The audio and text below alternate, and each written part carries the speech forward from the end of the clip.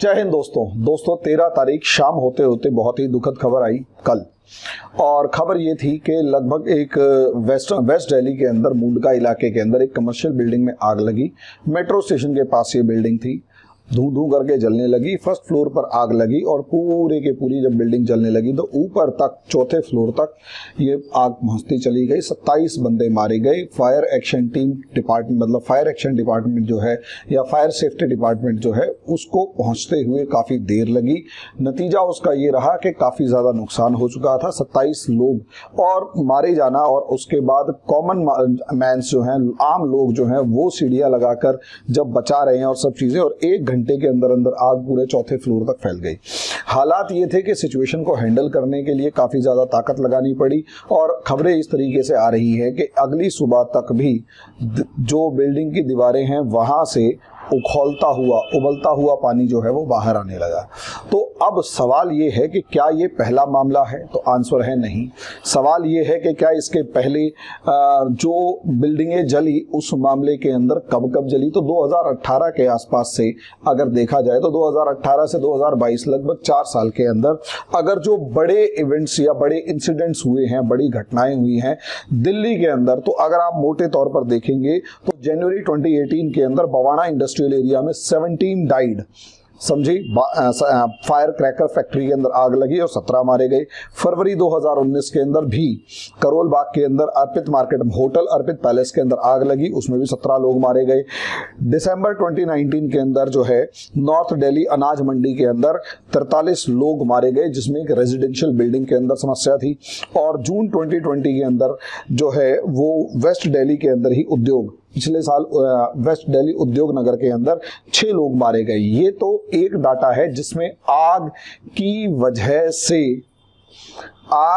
वजह से लोग मारे जाते हैं। एक अगर इसी के साथ दूसरा डाटा निकाला जाए कि बिल्डिंग्स जो हैं वो बनने के बाद या बिल्डिंग्स जब बन रही होती हैं तो बिल्डिंग बनती या एक सस्टेन्ड बिल्डिंग जो होती है वो गिरने के बाद भी बहुत सारे लोग मारे जाते हैं।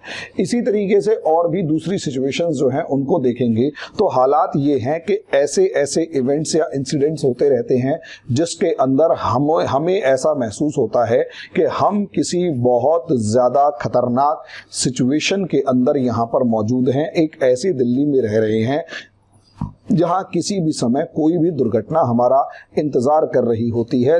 लेकिन हमारे साथ समस्या ये है कि आम आदमी की जो पेट की आग है वो इतनी ज़्यादा बुरी है कि वो एक सामने भविष्य में संभावित पॉसिबल आग जिसमें बचने के चांसेस ज़्यादा हैं उसके मामले में रिस्क लेते हुए हम लोग देर नहीं लगाते और अपने सेफ्टी फीचर्स को इग्नोर कर जाते हैं। ये एक किसी हिंदुस्तानी या किसी इंडियन या दिल्ली में रहने वाले किसी व्यक्ति का मामला नहीं, ये दुनिया के अंदर हर उस इंसान का मामला होता है जो आम आदमी है।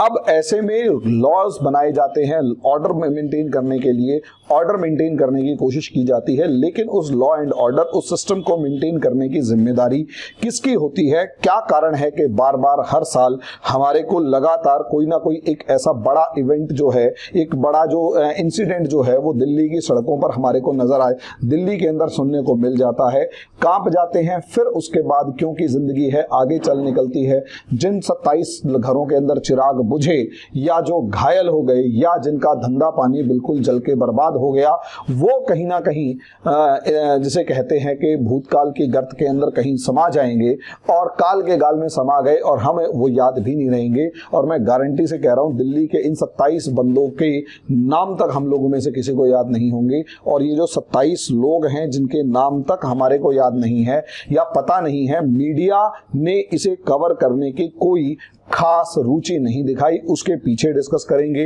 जिम्मेदार अथॉरिटीज के ऊपर डिस्कस करेंगे, यूपीएससी के अंदर इस तरीके का जो क्वेश्चन आएगा उस पर डिस्कस करेंगे। लेकिन उससे पहले छोटी सी एक रिक्वेस्ट कि अगर आप लोगों को मेरे वीडियोस पसंद आते हैं तो मेरे चैनल को लाइक करें, सब्सक्राइब करें, शेयर करें, बेल आइकन जरूर दबाएं ताकि मेरी ये वीडियोस आप तक जल्दी से जल्दी पहुंचती रहें। दूसरा दोस्तों, अगर आप आईएएस पीसीएस की तैयारी कर रहे हैं तो हमारा एनसीईआरटी का जो कोर्स है वो बहुत ज्यादा इंपॉर्टेंट है, जो आपके लिए आप आपको आपके लिए बहुत ज़्यादा इंपॉर्टेंट है, क्योंकि यूपीएससी के एग्ज़ाम के लिए जो प्रिपरेशन करनी होती है या यूपीएससी के एग्ज़ाम में जो सिस्टम है, मतलब जो भी सिलेबस आता है उसके लिए जो भी एग्ज़ाम क्रैक करना चाहते हैं या किसी भी गवर्नमेंट जॉब का, तो उसके बेसिक सबसे मेन बेसिक पार्ट ये है कि उसके अंदर आपके एनसीईआरटी के बेसिक कंसेप्ट्स बहुत ज़्यादा मजबूत होने चाहिए। इसीलिए पीछे स्क्रीन पर आपको दिखाई दे रहा होगा एनसीईआरटी के बेसिक कंसेप्ट्स का हमारा एनसीईआरटी कंसेप्टर बैच लॉन्च किया है। किसी भी गवर्नमेंट जॉब के लिए जीएस की प्रिपरेशन करने के लिए ये कोर्स आपके लिए बेस्ट होगा। बहुत मिनिमल फीस है, 500 रुपीज पर मंथ, जो आपकी नॉर्मल ट्यूशन फीस होती है। घर बैठ के ऑनलाइन आप लाइव क्लासेस से तैयारी कीजिए, बिल्कुल वही फीलिंग आएगी जो यूपीएससी जो क्लासरूम के अंदर आती है। तो इसलिए टेंशन लेने की जरूरत नहीं है, आप कॉल कीजिए और हमारे से जुड़िए। तो दोस्तों अब आ जाते हैं टॉपिक के ऊपर। टॉपिक जो है वो दिल्ली गवर्नमेंट के ऊपर है और ये पूरा सिस्टम है कि इसमें असलियत में ये जो आग है ये पकड़ रही है, लोग मारे जाते हैं, बिल्डिंग्स जो हैं वो जल के खाक हो जाती हैं। थोड़ा सा मीडिया कवरेज मिले सो मिले और उसके बाद मामला जो है वो रफा दफा हो जाता है, शांत हो जाता है। दिल्ली के अंदर ऐसी जो सबसे बड़ी घटनाओं में से एक जो किसी समय पर बनी आई वो था उपहार कांड। उपहार एक सिनेमा हॉल था जिसके अंदर आग लगी और बंसल ब्रदर्स या जो अंसल ब्रदर्स कुछ ऐसा ही नाम था, उनके ऊपर मुकदमा चला। लेकिन मुकदमा कहाँ रफा दफा हो गया, कैसे हुआ, किसी को नहीं पता। साठगांठ करने वाले अधिकारी कहाँ गए, तो उसके नक्शे मतलब उसकी लाइट में जो मामला आज तक चल रहा है और अलग अलग बिल्डिंग्स में आग लग रही है, उन सबको देखा जाए तो मैं जो इस नतीजे पर पहुंचा हूं, रिपोर्ट्स की समस्या सबसे बड़ी ये है कि हिंदुस्तान के अंदर अभी तक फायर सेफ्टी से रिलेटेड बहुत ज़्यादा से रिपोर्ट्स अभी बनी नहीं है। जो एक ऐसी कोई कमेटी नहीं बनी जो फायर सेफ्टी से रिलेटेड किसी मामले को सुलटा सके या कोई रिस्ट्रिक्शंस वगैरह लगा सके, और वो ऐसे रिस्ट्रिक्शंस लगा सके जो ऑफिसर से लेकर, गवर्नमेंट से लेकर, बिजनेसमैन से लेकर, बिल्डिंग के मालिक से लेकर हर किसी से हर किसी डिपार्टमेंट के ऊपर एक कंपल्शन क्रिएट करती हो। ऐसी कोई खास रिपोर्ट अभी तक मौजूद नहीं है या ऐसी कोई लॉ मौजूद नहीं है जो किसी की भी जिम्मेदारी फिक्स करता हो किसी भी इस तरीके के इंसिडेंट होने के बाद। तो असलियत में जो ये आग लगती है उसके पीछे जो मामला है वो क्या है? वो सबसे बड़ा मामला है इग्नोरेंस ऑफ सेफ्टी का, इग्नोरेंस ऑफ सेफ्टी फीचर्स का। अब ये इग्नोरेंस ऑफ सेफ्टी फीचर्स किसी भी बिल्डिंग में जो होते हैं या सेफ्टी के लिए जो मतलब सिक्योरिटी फीचर्स होते हैं, सेफ्टी करने के लिए हमने जो सिस्टम बनाने हो चाहिए, जैसे किसी भी बिल्डिंग के अंदर अगर आप देखें जो कमर्शियल बिल्डिंग है उसमें 2 एग्जिट होने चाहिए। लेकिन अगर सही तरीके से ईमानदारी से देखा जाए तो भारत में लगभग ज़्यादातर, मैं जितनी बिल्डिंग्स को मैं जानता हूं या जितने कमर्शियल प्लेसेस को जानता हूं, जैसे मैं अब जहां बचपन में रहता था वहां पर पास में एक बहुत बड़ी मार्केट गांधीनगर मार्केट है। गांधीनगर मार्केट सिर्फ इतनी बड़ी मार्केट, मतलब इतनी बड़ी मार्केट है कि 1.25 से 1.5 लाख के करीब दुकानें हैं, जहां वो मार्केट एसोसिएशन दावा करते हैं। मेरे अभी भी काफ़ी सारे दोस्त वहाँ मौजूद हैं। लेकिन अगर उनकी गलियों को देखा जाए, जहाँ हम घूमते थे या देखते थे, गलियों को अगर देखा जाए तो पतली पतली गलियां, केवल इतनी पतली कि मैं जितना हूं मेरे साइज का दूसरा बंदा जो है, केवल ये 2 लोग, एक आ सकता है एक जा सकता है पैदल। और वहां पर 5-5 मंजिल ऊंची इमारतें बनाकर, इतनी बड़ी बड़ी बिल्डिंगें बनाकर, वहां पर फुल फ्लेजेड लेवल पर सैकड़ों की तादाद में फैक्ट्री में नौकर या कारीगर काम कर रहे होते हैं। हवा तक नहीं गुजरती उन इलाकों में। फायर ब्रिगेड तो भूल जाओ, रास्ता इतना ज्यादा कंजस्टेड होता है, भीड़ इतनी ज्यादा होती है कि एक छोटा सा स्पार्क पूरे के पूरे बिल्डिंग को और आसपास की 5-7-10 बिल्डिंग्स को तबाह और बर्बाद कर देता है। और फायर क्या नाम है, जो फायर ब्रिगेड है उसको वहां तक पहुंचने का मौका नहीं मिलता। अब मुझे ऐसी सिचुएशन में एक बात बताइए, गांधीनगर में यही क्या नाम है, अगर हम चांदनी चौक चले जाएं तो चांदनी चौक की एक बार मैंने जब ये ऑनलाइन काम शुरू किया तो ऑनलाइन काम के अंदर मैं वहां की कैमरा मार्केट के अंदर पहुंच गया। कैमरा मार्केट की बिल्डिंगों को देखकर मेरा सिर्फ दिमाग में एक बात, और मैंने इवन दुकानदारों से पूछा भी कि भैया यहाँ पर अगर आग लग जाए या खुदा न खास्ता कोई सिचुएशन क्रिएट हो जाए जिसमें भागना पड़ जाए, तो क्या आपके पास कोई अल्टरनेट तरीका है यहाँ से भागने का? कहता है ना भाई साहब, हम सीधे खिड़कियों से कूदेंगे तो तारों में तो अटक ही जाएंगे। बड़े मजाक में कहा, सीढ़ियां इतनी पतली पतली और उन सीढ़ियों का लगभग 20 से 25% जो रीजन था या जगह थी वो मोटी मोटी बिजली की तारों से ढक रखा था, और वो सारी बिजली की तारें जो हैं वो आगे दुकानों तक जा रही हैं, और वहाँ एक छोटा सा स्पार्क पूरी बिल्डिंग को और आसपास की न जाने कितनी सैकड़ों दुकानों को जलाएगा पता नहीं। क्या वहां पर फायर ब्रिगेड पहुंच पाएगी? कोई गारंटी नहीं है, क्योंकि बिल्डिंगें इतनी पतली पतली हैं। वहीं अगर तीसरी तरफ देखा जाए, मुखर्जी नगर, जहां से हम यूपीएससी की प्रिपरेशन करते थे, वहां पर भी आप सोच कर देखिए, जहां पर बेसमेंट में पॉसिबली पार्किंग होनी चाहिए थी, जहां पर बेसमेंट के अंदर एक सेफ्टी फीचर्स होने चाहिए थे, वहां बेसमेंट के अंदर आप यकीन मानिए वेंटिलेशन के लिए एक छोटी सी खिड़की तक नहीं है, और उस बेसमेंट के अंदर 500 बच्चों की क्लासें चल रही होती हैं, और जाने माने टीचर्स जो हैं उन बिल्डिंगों के अंदर दनादन क्लासेस ले रहे होते हैं। बड़े से बड़े इंस्टीट्यूशंस वहां पर अपने क्लासरूम बनाकर चला रहे होते हैं। यही हाल मुखर्जी नगर के बहुत सारे दूसरे कोचिंग सेंटरों का है जो वहां पर कोचिंग चला रहे होते हैं। यही हाल मुखर्जी नगर के अंदर वर्धमान प्लाजा का है। वहां अगर देख लिया जाए तो वहां जो बड़े बड़े कोचिंग सेंटर्स हैं, इन्होंने जहां पर अपना क्लासरूम स्पेस बना रखा है, और एक बार में उस बिल्डिंग के अंदर जो वर्धमान प्लाजा है, एक फ्लोर पे 1200-1500 से 2-2500 बच्चा तक बैठा हुआ होता है, और सारा कंबस्टिबल मटेरियल वहां है एक, और सारी की सारी अनऑथराइज्ड क्लासरूम्स के अंदर क्लासेस चलाई जाती हैं। 1% भी किसी तरीके की कोई उंगली नहीं उठाई जाती। बत्रा सिनेमा के बेसमेंट के अंदर, जहां किसी समय पर सिनेमा हॉल के अंदर क्लास पार्किंग होनी चाहिए थी, उस सिनेमा हॉल के अंदर मैंने खुद क्लास ली हुई है, और तब भी मेरा यही कहना था कि यहां से एग्जिट का क्या ऑप्शन है इन केस अगर कोई अनहोनी घटना हो जाए, क्योंकि वो लगभग 1200 से 1500 बच्चों की क्लास थी। कोचिंग जाना माना कोचिंग था, 1200 से 1500 बच्चों की क्लास भरी हुई है। इमरजेंसी एग्जिट कहाँ था पता नहीं। अब यहाँ सोचने वाली बात यह है कि ऐसी कमला मार्केट से लेकर सरोजनी नगर मार्केट से लेकर जहां भी आप जाएंगे तो एंट्री गेट के ऊपर ही सारे का सारा आग लगने का सामान वहां मौजूद है, और केवल हम किस्मत के भरोसे अपनी जिंदगी को जी रहे होते हैं। यहाँ इग्नोरेंस जो है उसके पीछे का सबसे बड़ा कारण जो है वो इकोनॉमिक इंटरेस्ट्स होते हैं। अब आप कहोगे इकोनॉमिक इंटरेस्ट्स जो हैं वो कैसे?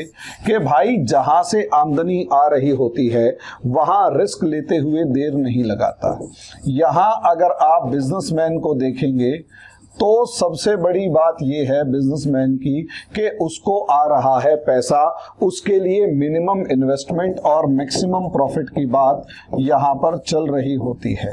मिनिमम इन्वेस्टमेंट, मैक्सिमम प्रॉफिट, और उस मैक्सिमम प्रॉफिट के अंदर ज़रूरी नहीं है वो प्रॉफिट करोड़ों में कमा रहा हो। पॉसिबिलिटी ये है कि वो प्रॉफिट सिर्फ और सिर्फ इतना कमा रहा हो कि उसकी रोजी रोटी चल जाए, घर की रोटी चल जाए, यानी बहुत कम कमा रहा होता है प्रॉफिट से। लेकिन फिर भी कहीं ना कहीं हम ये मानकर चलते हैं कि वो कमा रहा है, और जब वो कमा रहा होता है तो वो कहीं ना कहीं वही वाली बात है, कैसे भी करके उस जगह के अंदर, चाहे वो कितनी भी कंजस्टेड क्यों ना हो, सेफ्टी फीचर्स को इग्नोर करके, उस बिल्डिंग की सेफ्टी को इग्नोर करके अपनी जान खतरे में डालकर वहाँ बिल्डिंग लेगा, जगह लेगा, ऑफिस लेगा। उसके साथ वहाँ जो काम करने वाले जो वर्कर्स हैं वो भी अपनी 8, 10, 15, 20, 50 जो भी XYZ तनख्वाह होती है, उस तनख्वाह के लालच में वहां पर काम करने के लिए तैयार हो जाते हैं, बिना इस चीज पर सवाल उठाए कि क्या अगर यहाँ पर मुंडका जैसी कोई मिस हैपनिंग हो गई तो क्या अल्टरनेट रास्ता है वहां से निकलने का? क्योंकि ऐसी जगहों पर नॉर्मली क्या होता है, मैं गांधीनगर में एक जगह जानता हूं, 3 गज की या 5 गज की सीढ़ी के नीचे जो है ना, पीछे से सीढ़ी जा रही होती है, सीढ़ी के नीचे एक जगह, उस 3 या 5 6 गज जगह को 45 लाख रुपए में बेचा गया आज से 10 साल पहले। 6 गज जगह 45 लाख रुपए में, 45 लाख रुपीस में वो जगह बिकी। खरीदने वाले ने खरीदी क्योंकि उसे अपनी रोजी रोटी चलानी थी, लेकिन वहां पर उस जगह पर जहां दुकान बनाई गई, वो दुकान बनाकर बेचने वाले को अपना 45 लाख रुपया दिखाई दे रहा था, खरीदने वाले को अपनी रोजी रोटी दिखाई दे रही थी, और ऊपर रहने वाले जितने भी लोग थे उनकी सिक्योरिटी सेफ्टी, ऊपर काम करने वाले जितने लोग थे उनकी सिक्योरिटी सेफ्टी से किसी को कोई लेना देना नहीं था। ये यहाँ सिर्फ और सिर्फ ये मामला नहीं है, मैंने इससे पीछे भी एक पहले वीडियो बनाई थी कि एमसीडी का जो डेमोलिशन हो रहा है उसके अंदर एमसीडी के जो करप्ट प्रैक्टिसेस हैं उसका क्या मतलब है, और उसके अंदर बिल्डरों की जो मिली भगत होती है उसका क्या मतलब है। यहाँ पर भी अगर आप देखेंगे तो बहुत सारे ऐसे फ्लैट्स हैं, गलियां हैं, इवन हमारे यहाँ आसपास के बहुत सारे ऐसे लोग हैं जिन्होंने अपनी क्या नाम है, किराए के लालच में अपने जो मकान बना रखे हैं उनके सेफ्टी फीचर्स को इग्नोर कर रखा है। तो शॉर्ट में इकोनॉमिक इंटरेस्ट के सामने बिजनेसमैन हो गया, और बिजनेसमैन के साथ उस जगह पर काम करने वाला वर्कर हो गया। उसके तो पेट की आग इतनी तेज होती है कि उसको भविष्य में लगने वाली संभावित आग का रिस्क ही नहीं लगता, क्योंकि जो आग रोज जला रही है उससे बचने का जुगाड़ यहाँ है। ये आग शायद जलाए, और अगर जल के ये मर भी गए तो मुक्ति मिल जाएगी, और केजरीवाल जी 10 लाख रुपए का मुआवजा घोषित कर देंगे, तो कम से कम जो शायद पूरी जिंदगी में 10 लाख पता नहीं कितने साल में कमाएगा, वो 10 लाख रुपए एक बार में मिल गया तो उसके बच्चों के काम आएगा। यहां तक इस लेवल तक भी ये लोग सोच पा रहे होते हैं। तो ऐसी सिचुएशन में इन लोगों के तो इकोनॉमिक इंटरेस्ट्स होते हैं, लेकिन इन इग्नोरेंस के लिए जो है वो गवर्नमेंट ऑफिशियल्स भी जिम्मेदार होते हैं, गवर्नमेंट डिपार्टमेंट भी जिम्मेदार होते हैं, और उन सबका एक इकोनॉमिक इंटरेस्ट क्या होता है, और क्योंकि वो इन सब चीजों को इग्नोर करने के लिए ब्राइब, पैसा ले रहे होते हैं। यस, पैसा ले रहे होते। मैं इस चीज के मामले में भी पहले आवाज उठा चुका हूं। आप दिल्ली के अंदर मकान बनाना शुरू कीजिए, आपको कुछ नहीं करना, आपको केवल और केवल एमसीडी का जो भी XYZ इंजीनियर होता है वो, या उसका कोई चौकीदार टाइप का आपके पास अपने आप आ जाएगा, मोटरसाइकिल पर बैठ के बढ़िया सा थोड़ा सा आपको दबाव डालने की कोशिश करेगा, अपनी एक सेटिंग करेगा, आपसे पैसे का एक अमाउंट फिक्स करेगा, और चुपचाप आपसे पैसे का अमाउंट फिक्स करके लेके वो निकल लेगा। उसके बाद आप कैसी बिल्डिंग बनाते हैं, कैसा मटेरियल लगाते हैं, क्या करते हैं, बनने के एक दिन बाद वो बिल्डिंग गिर जाए उससे उसे कोई मतलब नहीं होता। उसकी जेब में पैसा आ गया, अब वो अपने घर जाके सो रहा है, तुम जानो तुम्हारा काम जाने। अगर उस बिल्डिंग की किसी ने शिकायत कर दी, फिर उसे खाने का मौका मिल गया। ये लोग खून चूसने वाले जो सांप और बिच्छू होते हैं ना, उनसे भी जोंक जो होते हैं उनसे भी ज्यादा खतरनाक हैं, जो अपना काम ना करने के पैसे, काम ना करने के, सिर्फ ये कहते हैं ना कि सरकारी ऑफिसर होने के तो पैसे लेते हैं, काम ना करने या काम करने दोनों की रिश्वत लेते हैं। अब आप सोच कर देखिए, एमसीडी, डीडीए, बीडब्ल्यूडी जितने भी ऑफिसर्स हैं वो सारे ब्राइब लेके ऐसी बिल्डिंग्स को पास कर देते हैं। वहां कमर्शियल कॉम्प्लेक्स चल रहा होता है, सारे बिल्डिंग बनाने वाले से, बिल्डिंग के मालिक से, बिजनेस चलाने वाले से, हर किसी से, चाहे वो डीडीए हो, चाहे वो पीडब्ल्यूडी हो, चाहे वो क्या नाम है डीडीए हो, पीडब्ल्यूडी डिपार्टमेंट हो या एमसीडी हो, इन सब से सेटिंग करके पैसा खा, ये सारे पैसा खा के कैसे भी करके अपना ऑर्डर पास कर देते हैं और सिस्टम चल रहा होता है। वहीं अगर आप दूसरे इस गवर्नमेंट डिपार्टमेंट में दिल्ली पुलिस को देखोगे तो दिल्ली पुलिस का रोल और भी ज्यादा खतरनाक है।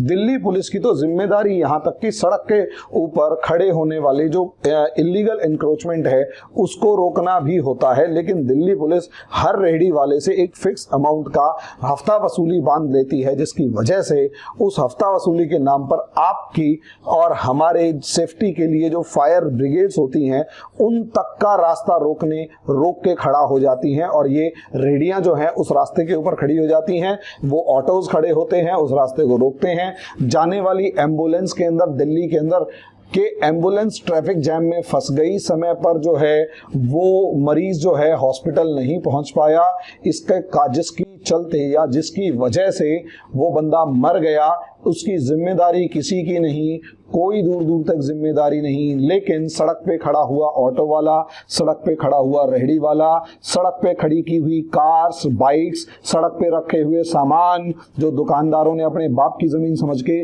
फुटपाथ तक को कवर कर रखा होता है, उन सब के बाद ये जाम लगने के वजह से एक आदमी की जो मौत होती है उससे किसी को कोई मतलब नहीं होता, और इसलिए उस जाम के जिम्मेदार हम हैं, हमारी ये अथॉरिटीज हैं जिनका काम वहां पर लॉ एंड ऑर्डर सिस्टम को मेंटेन करना है, लेकिन नहीं। और मजे की बात ये, अगर कोई बंदा सड़क के ऊपर जाम में फंसने की वजह से मर गया, उसकी रिपोर्ट तक नहीं लिखी जा सकती, क्योंकि उसके लिए कोई लॉ कहीं पर है ही नहीं, कोई सिस्टम ही नहीं है, और इनकी जेबें भरती रहती है।